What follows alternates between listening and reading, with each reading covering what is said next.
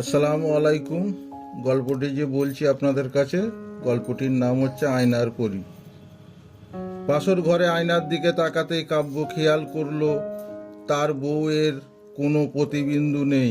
আয়নার কাব্য আতঙ্কে উঠে নিধির দিকে তাকায়। নিধি হেসে তার কাছে এসে বসে। কে কে কে তুমি? কাব্য: আমি নিধি। কেন? তুমি মানুষ নয়। কে তুমি? আমি পড়ি। তোমাকে তো বলেছিলাম। তুমি সত্যি পড়ি? তোমাকে তো আগেই বলেছি। আমি তো ভেবেছি তুমি সুন্দরী, তাই বলছো। তোমার বিশ্বাস হচ্ছে না? না। আচ্ছা দাঁড়াও। নিধি উঠে দাঁড়ায় আর নিমিষে তার পিঠে থেকে পরীর ডানা বেরিয়ে আসে। আর তার মাথায় লম্বা চুল, মারাত্মক সুন্দরী লাগছে তাকে। আলো যেন বের হচ্ছে তার শরীরে থেকে। নিধি হেসে সামনে তাকিয়ে থাকে। দেখে কাব্য জ্ঞান হারিয়ে পড়ে আছে। নিধি ডান গুটিয়ে কাব্যুর পাশে এসে বসে। উফ, আমার সংসার খুবই অন্যরকম হবে নিধি। পরের দিন সকালে নিধি কাব্যুর মায়ের সঙ্গে রান্নাঘরে রান্না করছে। কাব্য দেয়ালের পিছনে থেকে লুকিয়ে লুকিয়ে দেখছে, কারণ মায়ের সঙ্গে তো মানুষ নয়, পরী দাঁড়িয়ে আছে। মায়ের কোনো ক্ষতি করলে? হঠাৎ কাব্যুর কাঁধে কেউ হাত দেয়। কাব্য ঘুরতে দেখে নিধি। কাব্য আঁতকে ওঠে, কারণ নিধি তো রান্নাঘরে। কাব্য দেখলো দু স্থানেই নিধি। কি দেখছো আমাকে এইভাবে? নিধি: প্লিজ আমাকে মেরো না, আমার পরিবারের ক্ষতি করো না। হার জোর করছি। কাব্য। নিধি মুখ মলিন করে ছুটে এসে কাব্যুর হাত ধরে। আমি কখনো তোমার আর পরিবারের ক্ষতি করতে পারবো না। তোমরা ছাড়া আর কেউ নেই আমার। নিধি। নিধি চোখ ভিজে আছে। কাব্য ভয়ে সেখান থেকে চলে আসে। রুমে এসে রেডি হয়ে কাজ চলে যায়, কাউকে না জানিয়ে। অফিসে। কিরে, বিয়ে করলি, দাওয়াত দিলি না? তামিম: আরে আমি মানুষ বিয়ে করিনি, পরীকে বিয়ে করেছি। কাব্য: কস কি? এত সুন্দরী? আরো আসলেই পরী। ভাগ্য ভালো তোর, পরীর মতো বউ পাইলি। আরে দূর। কাব্য বুঝলো কাউকে কিছু বলে লাভ নেই। নিধিকে সে নিজের পছন্দ করেছিল প্রথম দেখায়, ভালো লাগা বা ভালোবাসা, কিন্তু এখন নিধিকে ভয় পাচ্ছে সে। কাব্য রাতে দেরি করে বাসায় ফেরে। ভাবলো পরী বউ ঘুমিয়েছে। বাসার চাবি দিয়ে দরজা খুলতে দেখে নিধি সামনে দাঁড়িয়ে আছে। কাব্য ভয়ে পিছিয়ে যায়। লেট হলো যে। নিধি: আরে হবে না, সরি, ভয়ে ভয়ে বলে কাব্য। আরে না, সেটা না, কাজ বেশি ছিল একটু। যাই, ফ্রেশ হয়ে নাও, খাবার দিচ্ছি। কি খাবার? আমি তো মানুষ, খাবার খাই। কাব্য: সেটাই রান্না করেছি, আজ ইচ্ছা নেই খাবার। কাব্য চলে যায় রুমে। নিধি একটু চুপ করে থেকে রুমে যায়। গিয়ে দেখে কাব্য শুয়ে আছে, মাথায় হাত দিয়ে। নিধি বুঝে যায় কাব্যুর মাথা ব্যথা। কাব্য পাশে বসে কাব্যকে তার কোলে মাথা দিতে বলে, কিন্তু কাব্য না করে। কিন্তু নিধি চোখ গরম করতেই কাব্য ভয়ে কোলে মাথা দেয়। দিতেই কাব্যুর নাকে আসে নিধির গায়ের একটু মিষ্টি গান। নরম কোলে মাথা দিতে যেন ঘুম জড়িয়ে আসে কাব্যুর। কাব্য ঘুমাতে নিধি কাব্যকে বিছানায় শুইয়ে দেয়, কিন্তু নিধি বুঝলো কাব্য এক হাত দিয়ে তার জামা ধরে আছে ভুলে। তাই সেটা আর ছাড়ানো না, কাব্য কাছেই ঘুমিয়ে পড়ে। ভোরের দিকে কাব্যুর ঘুম ভেঙে যায়। কাব্য উঠে দেখে রুমে নিধি নেই। হঠাৎ বারান্দার দিকে তাকিয়ে কাব্য আঁতকে ওঠে। একটু কালো ছায়া তার দিকে তাকিয়ে আছে। কাব্য জোরে চিৎকার দেয়।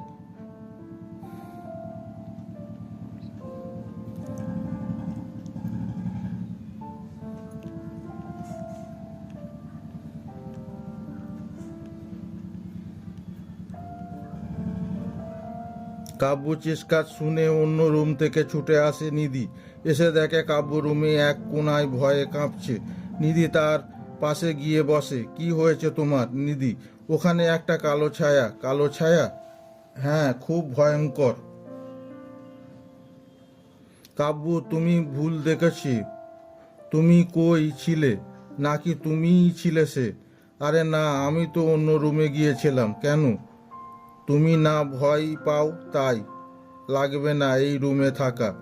নিধি মুচকি হাসে। কাব্যু উঠে বিছানার গিয়ে শুয়ে পড়ে। আমি ভয় পেয়েছি বলে তোমাকে এই রুমে থাকতে বলছো? ও, ছায়া ছায়া দেখে তুমি ভয় পাবে তাই বললাম। কাব্যু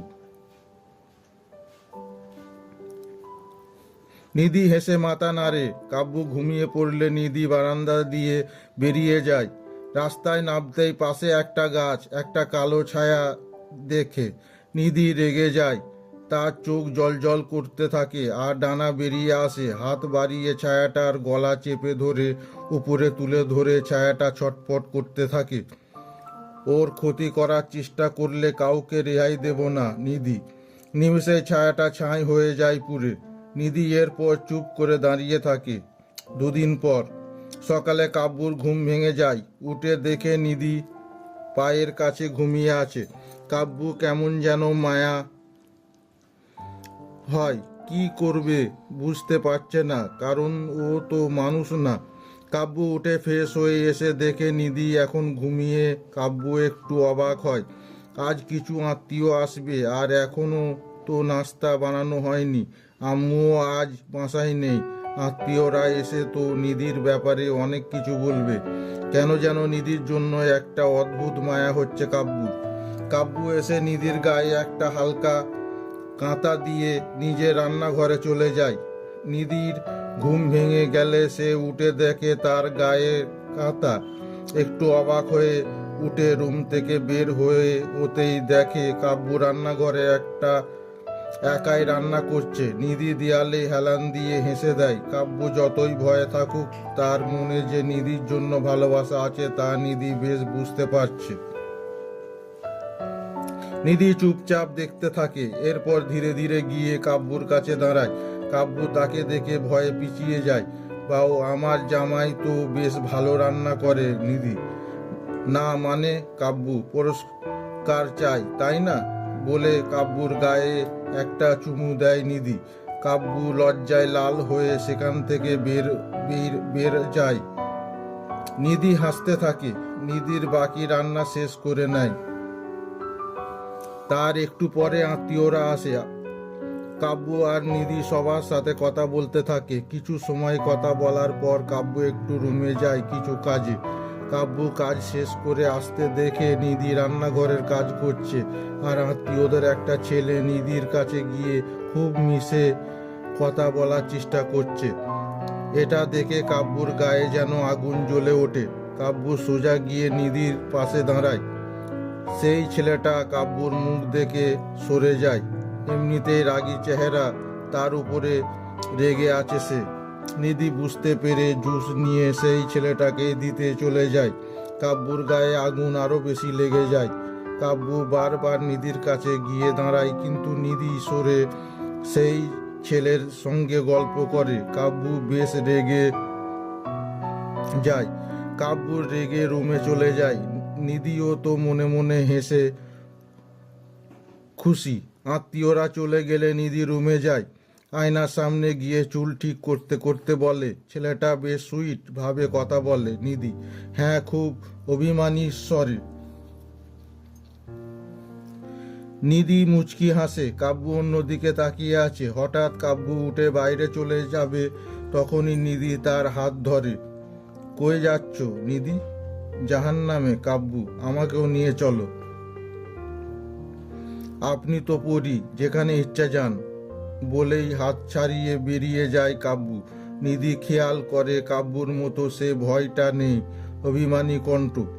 রাত 10টায় কাব্যু বাসায় আসে। এসেই সোজা বিছানায় শুয়ে পড়ে। নিধি এসে পাশে বসেই কাব্যুর একটু দূরে সরে।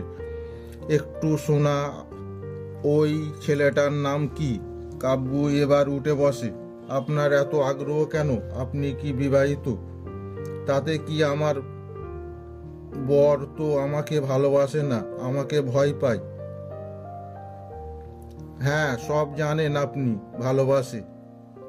কাব্যু নিজেই বোকা হয়ে গেল, কিছু না বলে শুয়ে পড়ে। নিধি পাশে শুয়ে পড়লেও কাব্যু আজ কিছু বলল না। গভীর রাতে হঠাৎ বাইরে বাতাস শুরু হয়।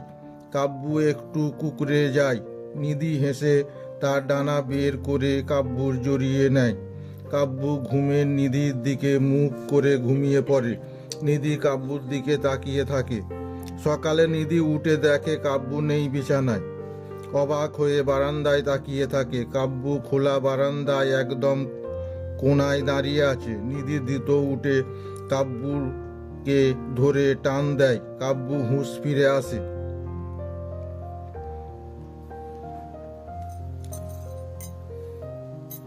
নিধি কাব্যুকে জড়িয়ে ধরে। কাব্যু বুঝতে পারে না সে এখানে কি করছে। নিধি কিছুটা হলেও বুঝতে পারছে কি হচ্ছে।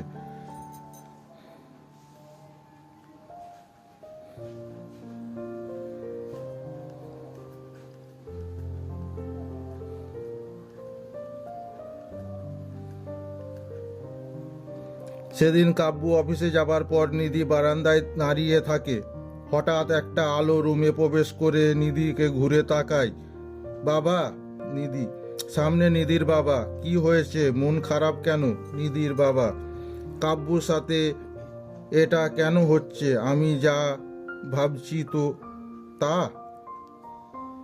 হ্যাঁ, ওর উপরে আপন কেউ কালো জাদু করেছে যাতে ও হবে না সফল।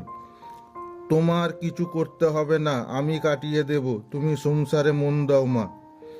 বলেই তিনি চলে যান। নিধি একটু শান্ত হয়। রাতে হঠাৎ কেউ জোরে জোরে দরজা নক করতে থাকে। নিধি গিয়ে দরজা খুলতে কাব্য দ্রুত ভিতরে এসে রুমে চলে যায়। নিধি অবাক হয়, কি হলো ওর। নিধি পরে পিছু পিছু গিয়ে রুমে যায়। কাব্য নিধিকে দেখে ছুটে এসে জড়িয়ে ধরে। নিধি আঁতকে ওঠে। কাব্য আজ নিজে থেকে তাকে জড়িয়ে ধরল। কাব্য, কি হয়েছে, ঠিক আছো? একটু থাকি, ভালো লাগছে। নিধি কিছু বলল না। কাব্য একটু শান্ত হলো। কাব্য নিধিকে ছেড়ে গিয়ে সোফায় বসে। নিধি তার সামনে বসে। হয়েছে কি তোমার? নিধি, আমি যে প্রজেক্ট এ কাজ করছিলাম, হ্যাঁ, ওইটা কেউ নষ্ট করেছে। বলেই নিধি ডানা বের করে, আরে না তো, আজ সেটা সফল হয়েছে। নিধি হেসে ওঠে। সত্যি? হ্যাঁ। নিধি জানে কাব্য এই প্রজেক্ট নিয়ে 3 বছর কাজ করছে, তাই সেটা সফল হওয়া সে নিজের আবেগ ধরে রাখতে না পেরে তাকে জড়িয়ে ধরেছে। তাহলে আজ সেলিব্রেট করি। নিধি, এখন রান্না করবে, পাশে থাকো।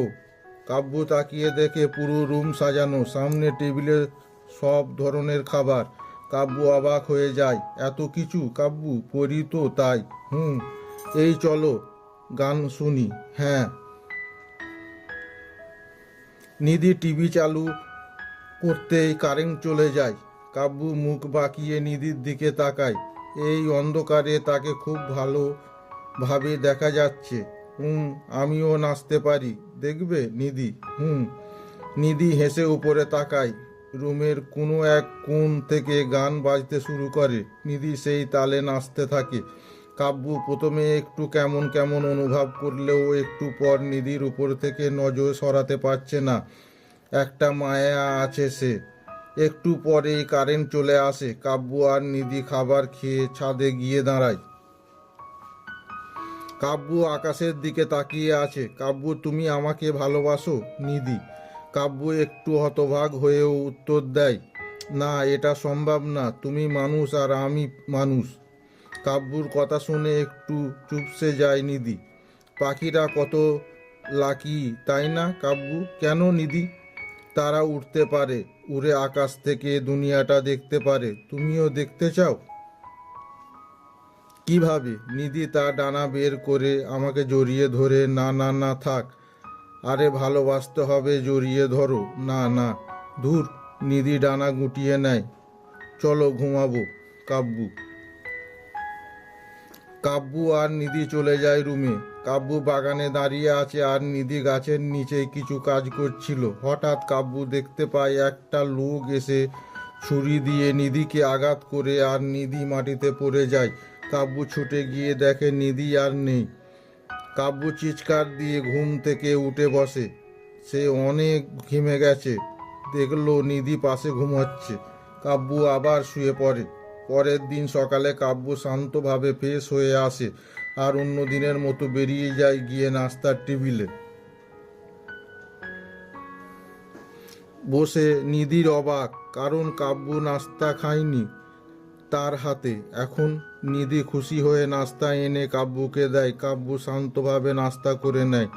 এরপর বের হবার সময় দরজায় দাঁড়িয়ে, আমি আসি, রাতে দেখা হবে। কাব্যু বেরিয়ে যায়। নিধিও হয়ে দাঁড়িয়ে থাকে। আজ কাব্যুর হলোটা কি? আজ সে এত ভালো ব্যবহার করছে কেন? কিন্তু নিধি তো সে খুশি। আজ কাব্যুকে সারপ্রাইজ দেব সে। রাতে কাব্যুর বাসায় জলদি ফিরে আসে। দরজা নক করলেও কেউ খুলছে না। কিছুক্ষণ নক দেওয়াও কেউ খোলে না। কাব্যু ভয় পেয়ে দরজা ভেঙে ফেলতে তৈরি হয়, কিন্তু তখনই দরজা খুলে নিধি। নীল শাড়ি, চুড়ি আর খোলা চুল। কাব্যু নিধিকে দেখে জ্ঞান হারায়। যতই হোক না সে মানুষ, আর তার সামনে পরী। পরীদের রূপ সবার সহ্য করতে পারে। এখন কাব্যু কি ভয়ে জ্ঞান হারালো নাকি মুগ্ধ হয়ে, কে জানে।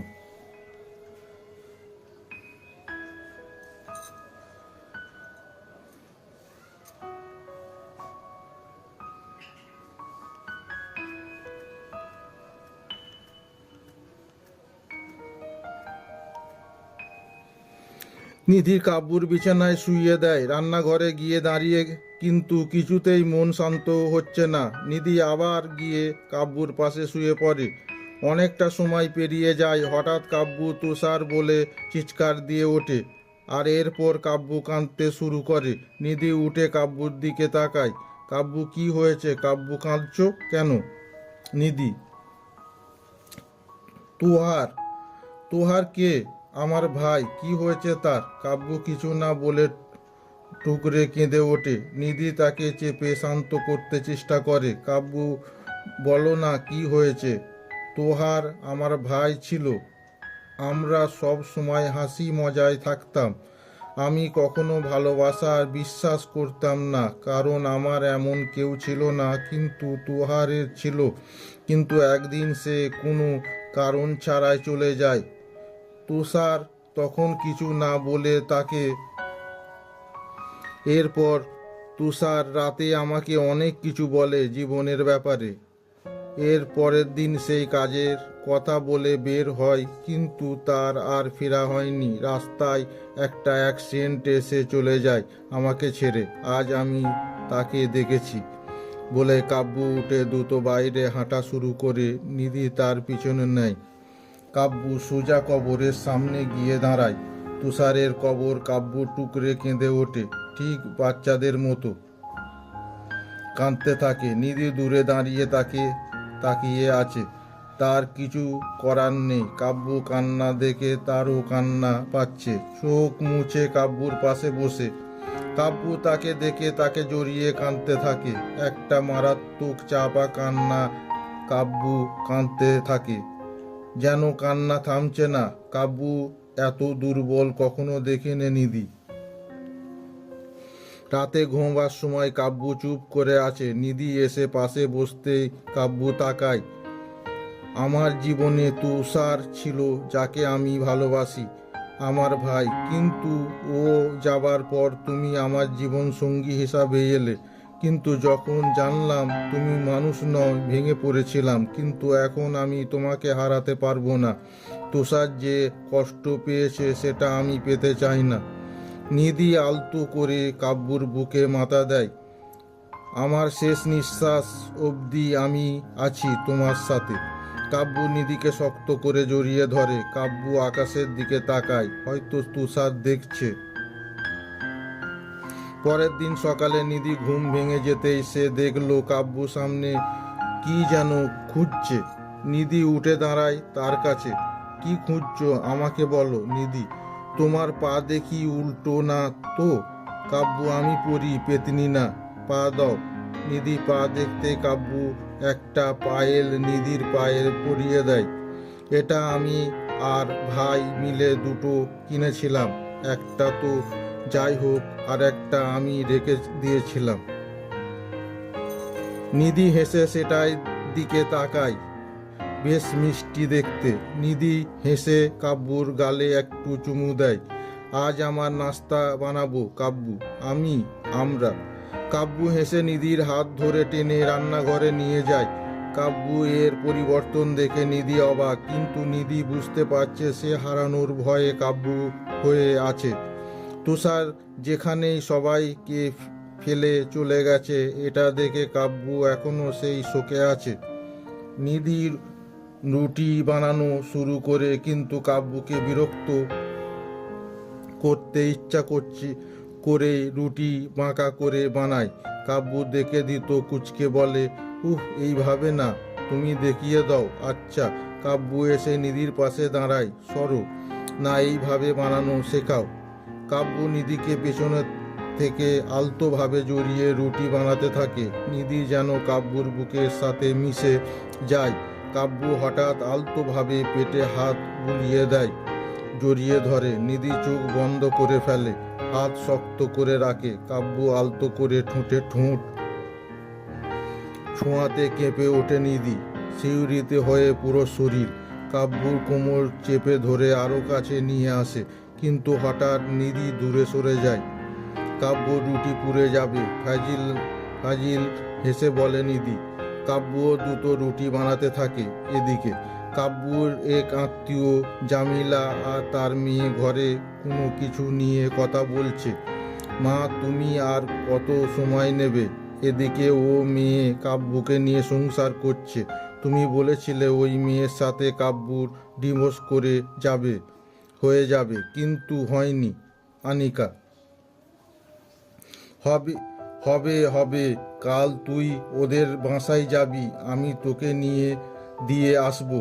আমি কাব্যুর মাকে বলেছি তোর পড়ার জন্য তুই 1 মাস ওদের বাসায় থাকবি। কাব্যুর মা গ্রামে, আর তুই এই তাবিজটা ওদের বাসায় রাখবি। দেখবি ওদের মধ্যে অশান্তি শুরু হবে, আর কাব্যুর নজর তোর দিকে পড়বে। ব্যাস। বাই মা, ঠিক আছে। জামিলা আর আনিকা হাসতে থাকে। অন্যদিকে কাব্যু সেলাই শেখাচ্ছে নিধি। কেন সেটা নিধিও জানে না। সময় কাটাতে কাজ করতে করতে কাব্যু নিধির কোলে শুয়ে পড়ে। নিধি মুখ বাঁকিয়ে রাখে।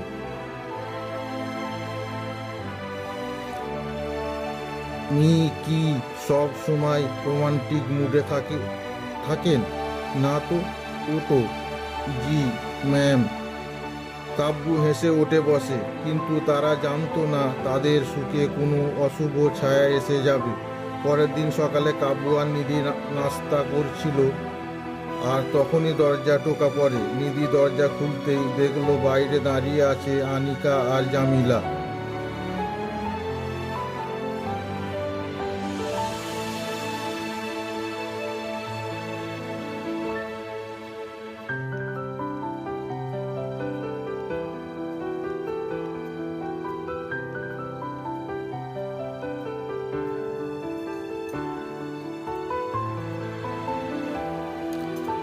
আচ্ছা, পরীক্ষা অবধি আনিকা আমাদের সাথেই থাকবে, সমস্যা কি? কাব্যু, তুমি বাঁচালে আমায় বাবা। জামিলা, না, আপনারা তো আমার পরিবারেরই মতো, আর ও আমাদের সাথে আমাদেরই ভালো লাগবে। আনিকা হেসে কাব্যুর দিকে তাকিয়ে আছে। নিধি এটা খেয়াল করে। জামিলা অন্যদিকে তাকাতেই কাব্যু গায়ে একটা জোরে চিমটি কাটে নিধি। কাব্যু উফ করে ওঠে। কি হলো বাবা? জামিলা, না কিছু খালা। কাব্যু, তাহলে আমি আসি। না, আজ থেকে যান না, অন্য এক সময় থাকবনি। আচ্ছা। জামিলা চলে গেলে কাব্যু আনিকাকে তার রুম দেখিয়ে দেয়। নিধি হাত গুটিয়ে পিছনে থেকে ফলো করে। কাব্যু আনিকার সাথে হেসে হেসে কথা বলায় তার গায়ে আগুন জ্বলে ওঠে। আনিকাকে রুমে দিয়ে কাব্যু বের হতেই কাব্যুকে দেওয়ালের সাথে চেপে ধরে।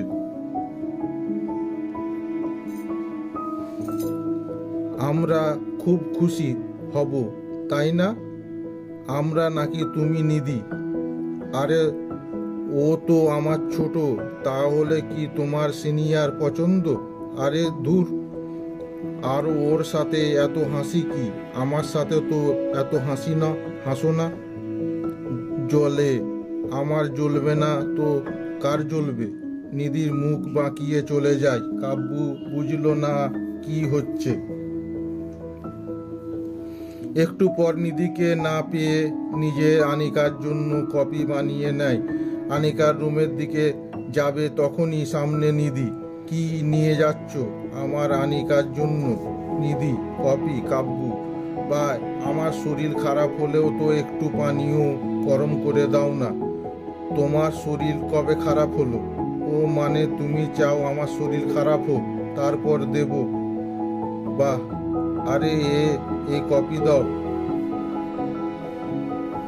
নিধি কফির কাপটা নিয়ে আরেকটা কাপ কাব্যুকে দেয়। এটা কি কাব্যু? আদা দিয়ে চিনি ছাড়া রং চা। স্বাস্থ্য ভালো থাকবে নিধি। ও তো রং চা খায় না, আজ খাবে। দাও, আমি দিচ্ছি। নিধি নিজে চায়ের কাপ নিয়ে আনিকার রুমের দিকে হাঁটে। আনিকা, শোনা? নিধি হেসে। আনিকা মাত্র গোসল করে বের হয়, নিধি রুমে আসে। আনিকা, নাও। নিধি, কি এটা আনিকা? রং চা। কিন্তু আমি তো রং চা খাই না। এটা স্পেশাল। কেন? এটা তোমার ভাইয়া বানিয়েছে। কাব্যু বানিয়েছে? কাব্যু আমার জন্য চা বানিয়েছে। দাও দাও দাও। আনিকা কাপ নিয়ে চুমুক দেয়। ছি, এতে তো চিনি নেই। আনিকা, আসলে কাব্যু ভাবলো চিনি খেলে তোমার শরীর খারাপ করবে। নিধি, আমার জন্য কাব্যু ভাবে বলেই আনিকা চা খেতে থাকে। নিধি হেসে বেরিয়ে আসে। কাব্যু বাইরে ছিল। নিধি কাব্যুর সামনে গিয়ে তার বানানো কফিতে চুমুক দেয়। আহা, কি কফি! নিধি হেঁটে চলে যায়। কাব্যু মুচকি হাসে। দুপুরের দিকে নিধি রান্নাঘরে আর কাব্যু টিভি দেখছে। এই সুযোগ নিয়ে আনিকা কাব্যুর রুমে চলে যায়।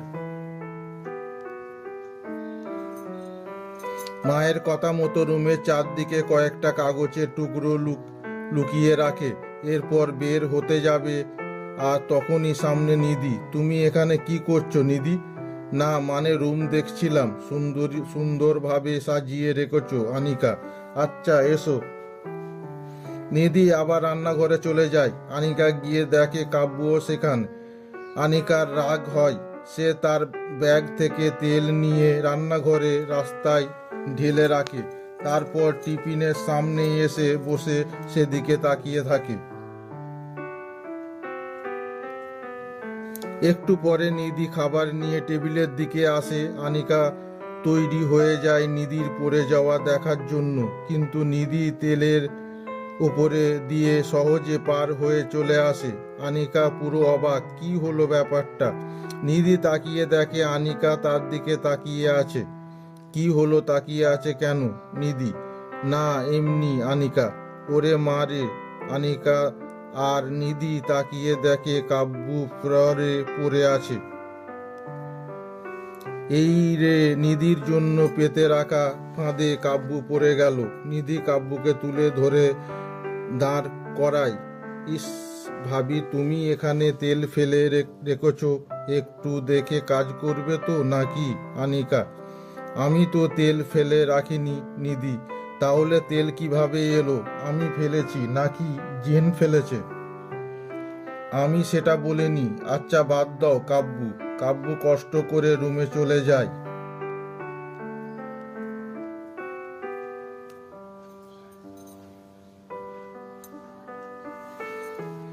পেতনিটার জন্য আমার কাব্যুর কষ্ট পেল, আনিকা মনে মনে বলল।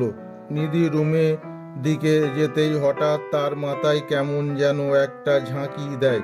নিধি অবাক হয়ে যায়, এমন তো হবার কথা না।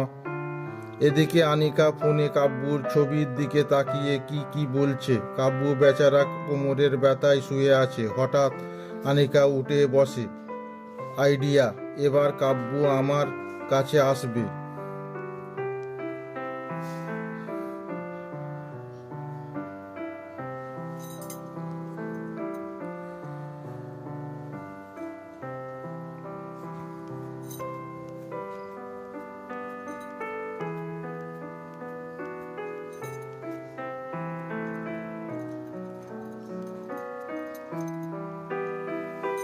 পরের দিন সকালে নিধি উঠে ফ্রেশ হয়ে রান্নাঘরে গিয়ে দেখে আনিকা রান্না করছে।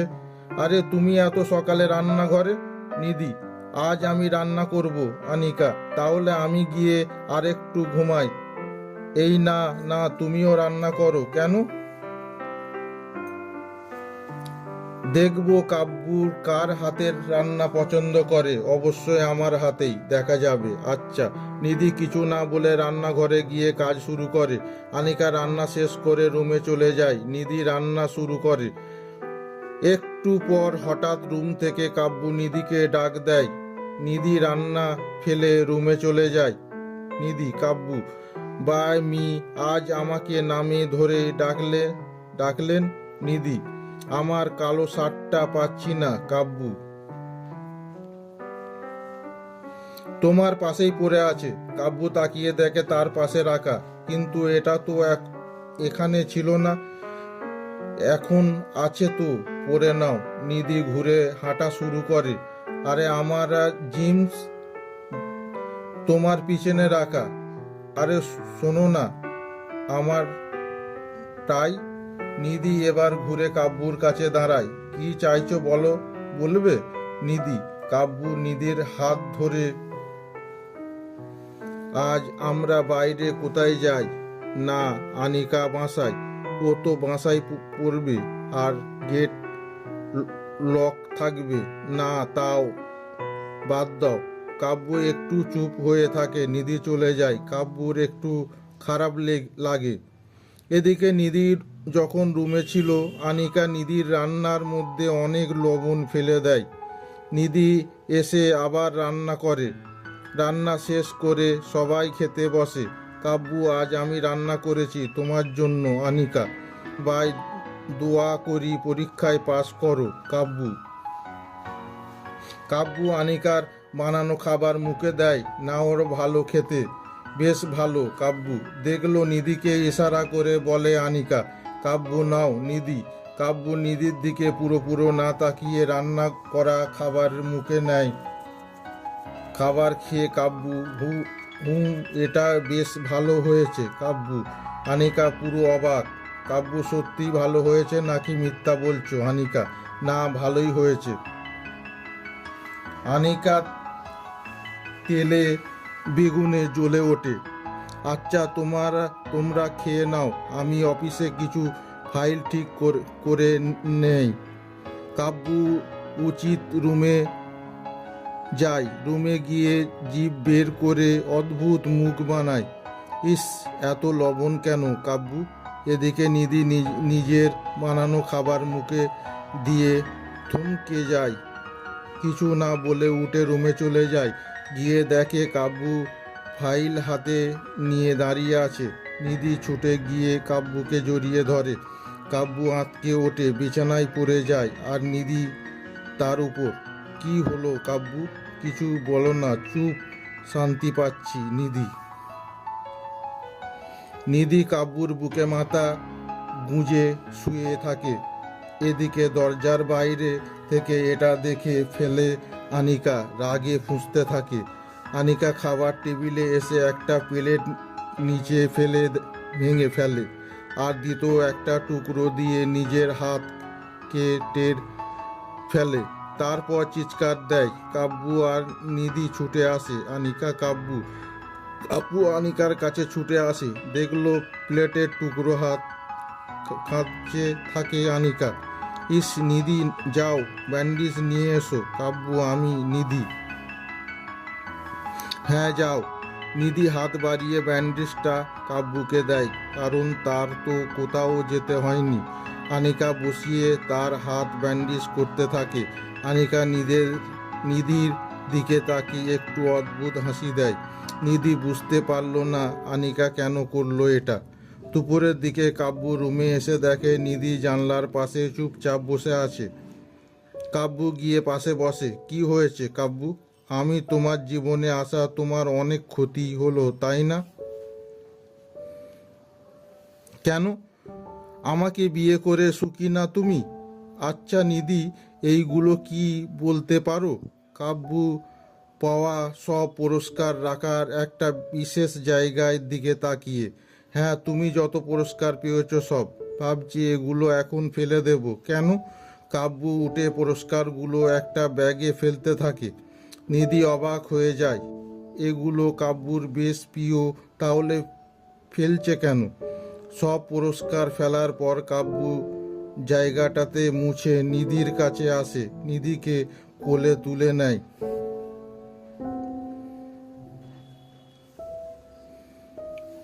এরপর পুরস্কার স্থানে নিধিকে বসিয়ে দেয়। এগুলোর থেকে বেশি দামি পুরস্কার পেয়ে গেছি, তাই কাব্যু হেসে। নিধির চোখ ভিজে আসে। কাব্যুর কাছে টেনে কপালে চুমু দেয়। কাব্যু হেসে তাকায়। নিধি লাফ দিয়ে কাব্যুর কোলে উঠে যায়। এই আস্তে কাব্যু, হি হি। নিধি, তুমি এত হালকা কেন? পড়ি যে, তাই। ও। এইদিকে আনিকা রুমে একা বসে আছে। নিধিকে বাইরে দেখতে না পেয়ে ধীরে ধীরে রান্নাঘরে চলে যায়। চুলার নিচে একটা কাগজ রেখে চলে আসে। নিধি হাসতে হাসতে রান্নাঘরে এসে কফি বানাতে থাকে। এদিকে আনিকা চুপি চুপি কাব্যুর রুমে গিয়ে কাব্যুর পাশে বসে। সারাদিন রুমে থাকলেও হবে আনিকা? তাহলে কি করব? চলো আমার ঘুরে আসি। ভালো আইডিয়া, নিধিকে বলি। না না, উনি তো রান্না করছে, তাহলে পরে যাই।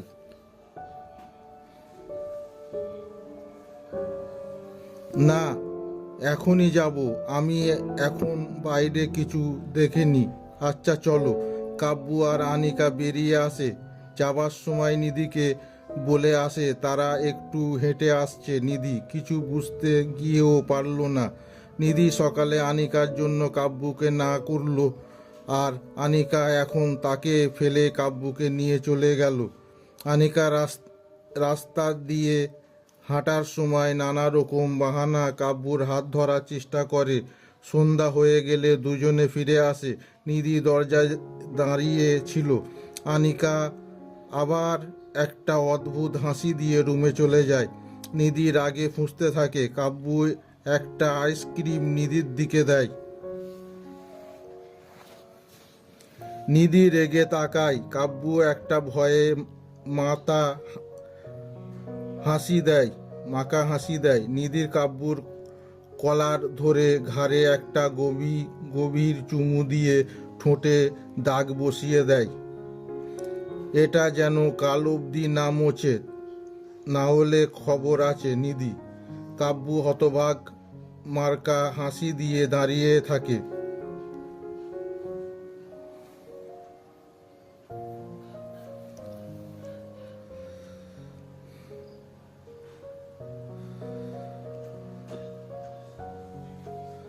রাতে খাবার টেবিলে বসে সবাই। আনিকা হঠাৎ কাব্যুর দিকে তাকিয়ে দেখে তার ঘাড়ে ঠোঁটের দাগ। কাব্যু, তোমার ঘাড়ে কিসের দাগ ওটা? আনিকা, আমার ঠোঁটের। নিধি, কেন? মুছো মুছো ফেলো কাব্যু, বাজে লাগছে। না থাক, সমস্যা নেই কাব্যু। নিধি হেসে আনিকার দিকে তাকায়। আনিকা খাবার রেগে উঠে চলে যায়। ওর কি হলো কাব্যু? হয়তো খিদে নেই। কাব্যু কিছু না বলে খাওয়ার মন দেয়।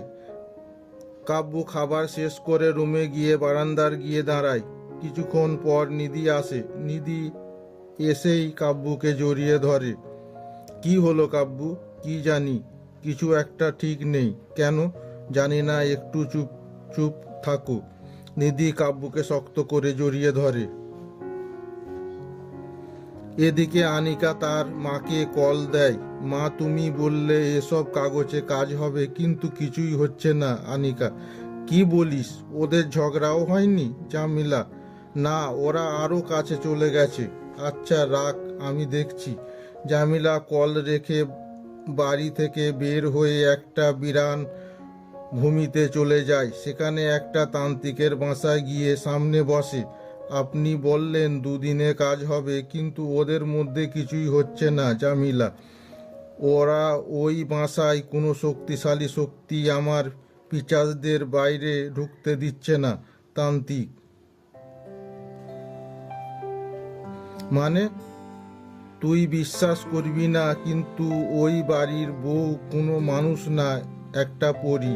কি বলেন? এই কথা কাউকে বলার চেষ্টা করিস না, তুইও মারা যাবি। বাবা, এই পরীকে রাস্তা থেকে সরানো যত টাকা লাগে দেব। টাকা লাগবে না, এই পরীকে আমার প্রয়োজন। ওকে দিয়ে আমি অনেক শক্তিশালী হয়ে উঠব। এখন উপায়?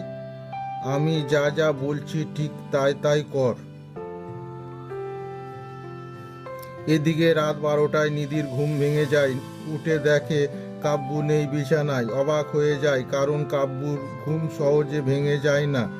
নিধি উঠে এদিক ওদিক খুঁজতে থাকে। হঠাৎ অন্ধকারে কাব্যুর সাথে ধাক্কা খায়। কাব্যু ঘুরে নিধির হাত ধরে। একটা দেয়াল সলাই জ্বালিয়ে টেবিলে রাখা মোমবাতি জ্বালিয়ে দেয়। নিধি দেখলো সামনে তার জন্মদিনের কেক রাখা। সে তো ভুলে গেছে আজ তার জন্মদিন। শুভ জন্মদিন নিধি। কাব্যু, আমার উপহার। নিধি, আনতে ভুলে গেছি। আচ্ছা ঠিক আছে, তুমি আমাকে শক্ত করে জড়িয়ে ধরে কপালে চুমু দাও, হয়ে যাবে। এটাই লাগবে না। নিধি দেখে কাব্যুর হাতে কালো শাড়ি। এই না লাগবে তো। নিধি, নাও, যাও পরে এসো। কাব্যু, না, তুমি পরিয়ে দাও বলেই গায়ের শাড়িটা টান দিয়ে খুলে ফেলে দেয়। কাব্য নিধির শরীরের দিকে তাকিয়ে আবার জ্ঞান হারানোর অবস্থা। নিধি কাব্যকে ধরে ফেলে।